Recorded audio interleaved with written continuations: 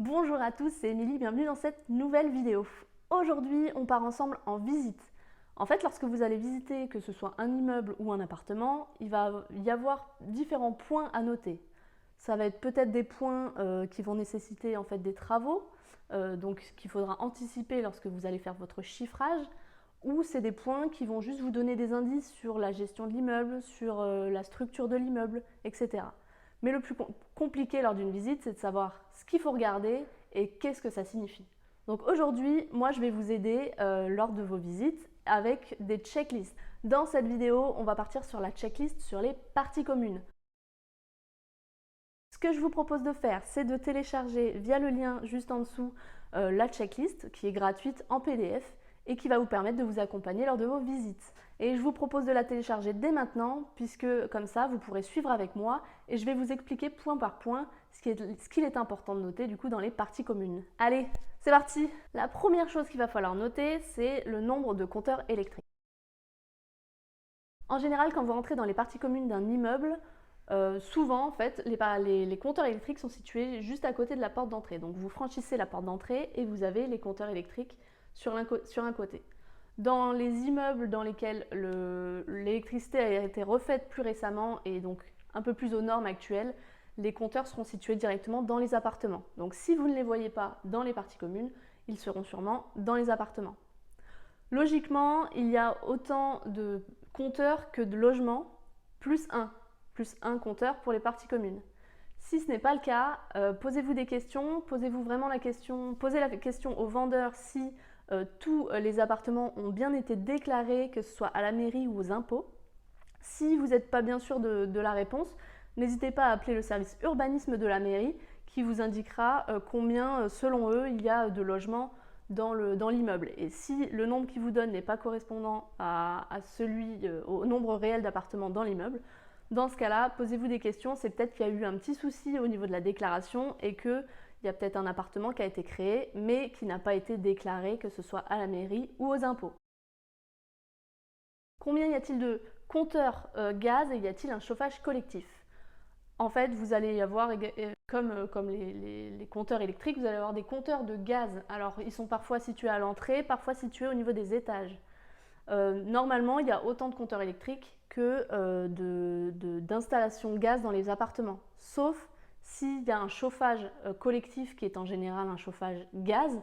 Dans ce cas-là, vous pourrez n'avoir qu'un compteur de gaz et qui alimentera en fait la chaudière collective. Faites bien attention à ce que les compteurs gaz ou même électriques soient identifiés. C'est quand même un petit peu plus simple pour s'y retrouver et pour gérer l'immeuble, surtout quand vous le faites vous-même. Combien y a-t-il de compteurs d'eau ou de sous-compteurs d'eau? Là, deux possibilités pour l'eau. Soit vous avez un seul compteur d'eau et ensuite vous avez des sous-compteurs, c'est-à-dire que vous prenez à votre nom le compteur d'eau, donc c'est vous qui allez payer, et vous répercutez tout ça via les charges des locataires, donc soit par des provisions sur charge, soit par des charges forfaitaires. Et en fait, si jamais vous découvrez une anomalie à un moment dans l'année, vous allez pouvoir, grâce au sous-compteur, déterminer quel est l'appartement qui a consommé beaucoup. Si il y a plusieurs compteurs d'eau, ça veut dire que chaque locataire a son compteur d'eau, a son nom, et donc c'est lui qui paye l'eau directement et vous n'avez rien à prendre comme abonnement. Quel type de sol et dans quel état est-il? Ça peut paraître bateau, mais il faut toujours regarder sous vos pieds ce qui s'y trouve. Lorsqu'on est dans les parties communes, il faut que ce soit un sol qui soit facile à nettoyer, facile d'entretien. Si en général, ce qui est l'idéal vraiment, c'est le carrelage, puisque ça résiste. Cependant, si vous avez un plancher bois, sachez que le carrelage c'est déconseillé. Pourquoi? Parce que le bois ça travaille et qu'en fait votre carrelage va présenter des fissures. Donc si vous avez des fissures sur un carrelage, c'est sans doute qu'il a été posé sur un plancher bois. Si le bois c'est pas toujours facile à entretenir, etc. Donc si vous voulez vraiment trouver une alternative, moi ce que je vous propose c'est le lino. Le lino, il y en a des beaux maintenant, ils font des choses qui sont assez sympas et en plus c'est relativement facile à nettoyer. Donc ce sera plus résistant que le carrelage puisque du coup si le bois bouge un peu ça ne fissurera pas et en plus voilà, vous aurez une impression de propreté et ce sera beaucoup plus facile à nettoyer. On a fait le sol, maintenant quel est l'état des murs? Et oui, tout simplement, regardez simplement ce qu'il y a au mur. L'idéal encore, c'est d'avoir de la toile de verre. Pourquoi? Parce que en fait, c'est quelque chose qui est facile, très facile à repeindre. Et en fait, dès que vous mettez un coup, c'est moins visible. Si vous avez du placo et que vous mettez un petit coup dedans, vous allez avoir une trace, un trou en fait au niveau du plâtre. Si vous avez une toile de verre, si vous mettez un petit coup, ça va protéger aussi votre mur et c'est très facile à repeindre. Donc l'idéal c'est d'avoir de la toile de verre. Malgré tout, s'il n'y en a pas, c'est pas grave, mais notez bien si la cage d'escalier est propre ou si elle est à repeindre. Idem pour les plafonds. Comment sont les plafonds? Est-ce qu'ils sont à reprendre? Est-ce qu'ils sont propres? Voilà, notez ça pour potentiellement le chiffrer dans vos travaux si ça nécessite. Dans quel état est la porte d'entrée de l'immeuble? Très important, c'est la première chose qu'on voit dès qu'on rentre dans l'immeuble, c'est la porte d'entrée. Donc il faut qu'elle soit solide et relativement jolie pour qu'elle puisse donner une bonne impression de l'immeuble. Il existe différents types de choses qu'on peut trouver sur une porte. Une gâche électrique par exemple, ça veut dire que les locataires n'auront pas besoin de clé, c'est-à-dire qu'ils peuvent juste passer leur badge et ça va ouvrir automatiquement la porte. Vous avez également des ferme-portes.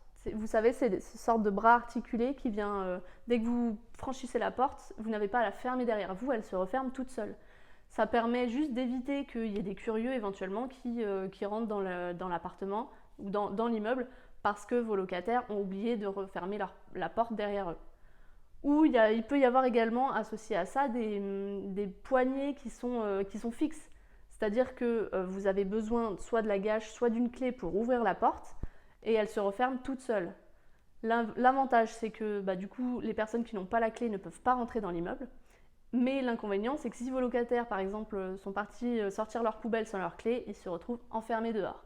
Voilà, donc à vous de vérifier ce qu'il y a actuellement sur la porte d'entrée et à vous de chiffrer éventuellement ce que vous voulez que ce soit exactement, ce que vous pensez idéal pour votre immeuble.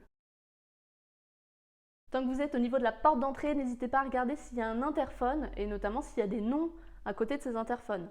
Voilà, l'interphone, ça fait toujours bonne impression s'il est propre, s'il y a des noms bien écrits à côté et que c'est écrit à chaque bouton, voilà, ça donne forcément une bonne impression. On voit parfois des choses voilà, avec sans nom, des choses comme ça, ça donne forcément une moins bonne impression.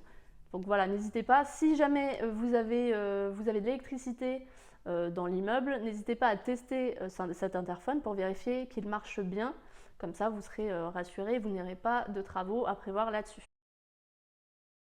Les boîtes aux lettres, très important les boîtes aux lettres, on n'y pense pas forcément, mais c'est révélateur de l'entretien de l'immeuble. C'est-à-dire que souvent, quand on visite des immeubles, on voit peut-être 5 boîtes aux lettres, mais si vous avez par exemple 5 boîtes aux lettres différentes ou qui ont été forcées et donc qui sont toutes pliées, ou voilà, ça donne forcément une mauvaise impression.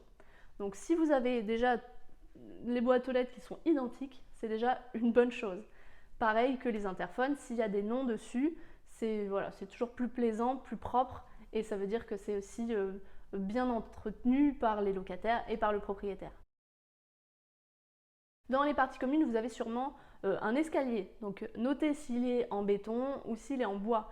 S'il est en béton, c'est bien parce que plus simple à nettoyer, plus simple à entretenir et plus solide dans le temps. Ça va mieux résister aux nombreux passages de vos locataires. Si votre escalier est en bois, il faudra un peu plus l'entretenir, ça demandera des vitrifications pour qu'il puisse résister un peu plus dans le temps et résister aux passages réguliers de vos locataires. Quelle est la hauteur du garde-corps et de la main courante? Oui, parce que ces deux éléments, les hauteurs en tout cas de ces deux éléments, est réglementée. Si au niveau de votre garde-corps, donc garde-corps c'est la rambarde qui est située au niveau de vos paliers, elle doit être d'1 mètre minimum pour éviter toute chute. Si c'est la main courante, donc ça veut dire que c'est en gros la rambarde qui est située dans les escaliers, dans la montée d'escalier, elle doit être de 90 cm au-dessus du pied de nez de la marche. Voilà, c'est réglementé, sachez que si jamais il y a un accident, vous pourriez être tenu pour responsable si ces deux éléments ne sont pas aux normes.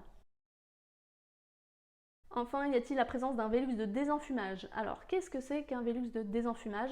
C'est un Velux en fait qui est situé dans la partie haute des parties communes ou la toiture des parties communes et qui va être actionné de manière mécanique du rez-de-chaussée. C'est-à-dire que si vous avez de la fumée et le feu dans votre immeuble, un locataire du rez-de-chaussée peut actionner la manette et ça va ouvrir automatiquement le Velux en haut pour laisser s'échapper la fumée. Sachez que ce n'est pas obligatoire dans tous les immeubles, c'est obligatoire dans les immeubles qui sont en R+3 ou plus, ou dans les immeubles qui sont en R+2 et dont le niveau du plancher du dernier étage est situé à plus de 9 mètres de haut. Donc voilà, c'est quelque chose qui est obligatoire également.